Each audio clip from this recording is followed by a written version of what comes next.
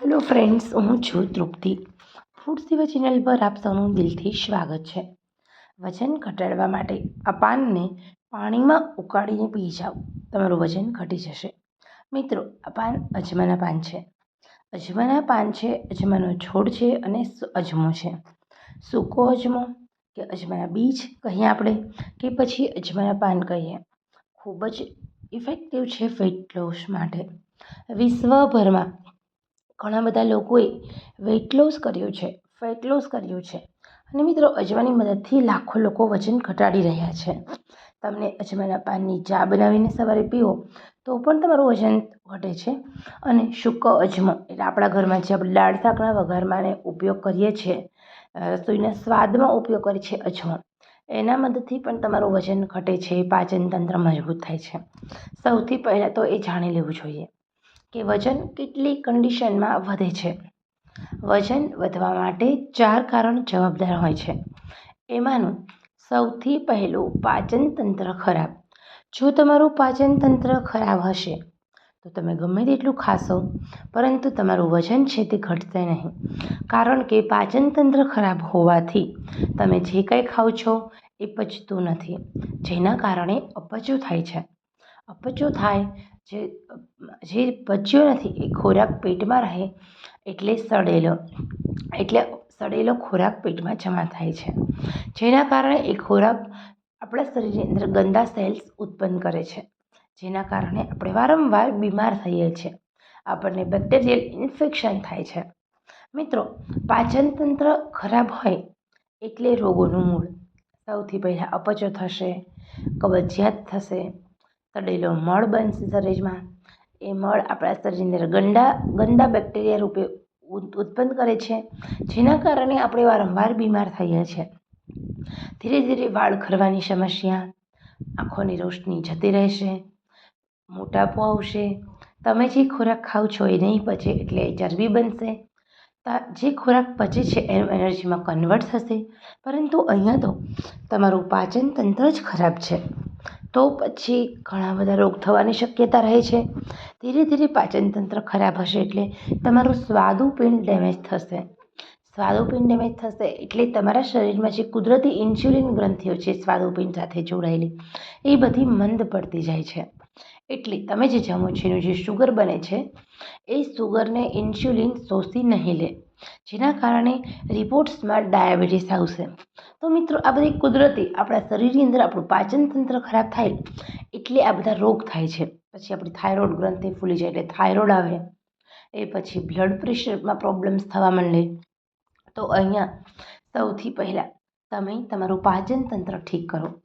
પાચન તંત્ર ઠીક કરવા માટે અજમાના પાનની ચા પીવી ખૂબ જરૂરી છે. મિત્રો, તમારા ઘરમાં આ અજમાનો છોડ એક વાવી દો. એક ડાળખી વાવશો ને કુંડામાં તો પણ તમારા ઘરમાં આખો ક્યારો ભરાઈને અજમો ઉગી જશે. અજમાના 3 થી 4 પાન તુલસીના પાન સાથે મોઢામાં એમ જ ચૂસવાનું રાખો રોજ, તો પણ તમારી પાચન તંત્ર મજબૂત થાય છે. તો અહીંયા આ અજમો એટલો બધો ગુણકારી છે. અજમાની અંદર ખૂબ જ એન્ટીઓક્સિડન્ટ્સ છે, જે આપણા શરીરની ચરબીના સેલ્સને ઓગળવાનું કામ કરે છે. એન્ટીબેક્ટેરિયલ પ્રોપર્ટીઝ છે. અજમાની અંદર ટોટલી ફાઇબર છે, જે ફાઇબર આપણને પેટની ટોટલી ગડબડ દૂર કરે છે. ડાયટ્રિનમનું ફાઇબર સેલ્યુલોઝ ફાઇબર છે. સેલ્યુલોઝ ફાઇબર પાચન તંત્ર ઠીક કરે, પેટની ગડબડ દૂર કરે છે. અને ડાયટ્રિનમનું ફાઇબર છે તે આપણને ભૂખ ઓછી જગાડે છે. મિત્રો, અજમાના પાન બંને ખૂબ ગુણકારી છે. એટલા માટે જ કોઈને ગેસ થાય છે તો અજમો ખાય એટલે મટી જાય છે. અજમાની મદદથી તમને શરદી નહીં થાય. દમના રોગીએ નિયમિત રીતે અજમાનું સેવન કરવું જોઈએ. અને જે લોકોનું મેદ વધારે છે એમને અજમાનું સેવન એટલે કરવાનું છે, કારણ કે અજમો મેદને કાપવાનું કામ કરે છે, તમારા શરીરમાં ચરબીને તોડવાનું કામ કરે છે અને સાથે સાથે તમારા શરીરમાંથી ગંદા કચરાને બહાર કાઢે છે.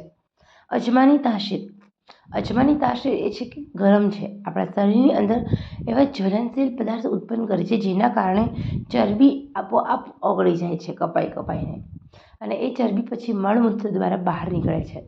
તો જ્યારે પણ તમે અજમાનું સેવન કરો, પુષ્કળ પ્રમાણમાં પાણી પીવો. તો ચાલો આપણે જોઈએ સ્પેશિયલી વજન ઘટાડવા માટે કેવી રીતે આપણે અજમાના પાનની ચા બનાવવાની છે।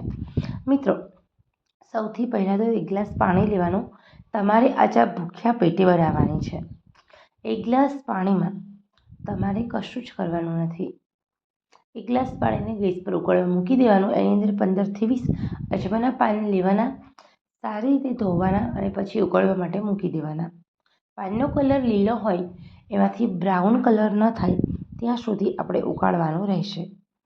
એ પછી તમે અજમાના પાનની ચાને થોડી ઠંડી થવા દો। હુંફાળું ગરમ ગરમ થાય, નવશેકું થાય એટલે તમારે ખટખટાઈ જવાનું છે।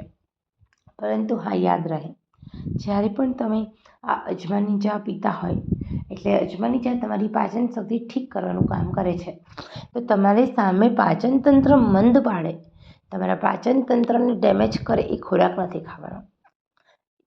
તેલવાળો ખોરાક ઓછો પચે એટલે એ નથી ખાવાનો। તીખો ખોરાક ઓછો પચે, મરી મસાલાવાળો, એટલે એવો નથી ખાવાનો। તળેલું નથી ખાવાનું, ગળ્યું નથી ખાવાનું, ચાસણીવાળો કોઈ ખોરાક નથી ખાવાનો, મેંદાની કોઈ વસ્તુ નથી ખાવાની, બેકરી આઈટમ નથી ખાવાની। તમારે ઘરનું જમવાનું, શુદ્ધ જમવાનું છે। મેંદો સદંતર બંધ કરવાનો છે। ઘઉંની રોટીનું પ્રમાણ એકદમ ઓછું। તમે 2 રોટી ખાતા હોય તો 1 ખાજો। બસ આવી રીતે તમે નાની વાતોનું ધ્યાન રાખો, સાથે નિયમિત રીતે સાંજે 40 મિનિટ ચાલવા જાઓ, એટલે દિવસ દરમિયાન તમે જે ખોરાક ખાધો છે એનું પાચન થશે અને સાથે સાથે તમારા શરીરને એક અલગ પ્રકારની ઉર્જા મળશે। ચાલવાથી આપણા શરીરમાં ગરમી ઉત્પન્ન થાય છે અને એ જ ગરમી આપણા શરીરની ચરબી ઓગાળે છે। તો મિત્રો, ખરેખર વજન ઘટાડવું હોય તો નરણા કોઠે રોજ અજમાની ચા પીવો। આગળ કહ્યું એમ ધ્યાન રાખો, તમારું વજન 100% ઘટશે। ખરેખર મિત્રો, આ માહિતી પસંદ આવી હોય તો ચોક્કસ સબસ્ક્રાઈબ કરજો અને તમારા દોસ્તો સાથે આ માહિતી શેરિંગ અવશ્ય કરજો।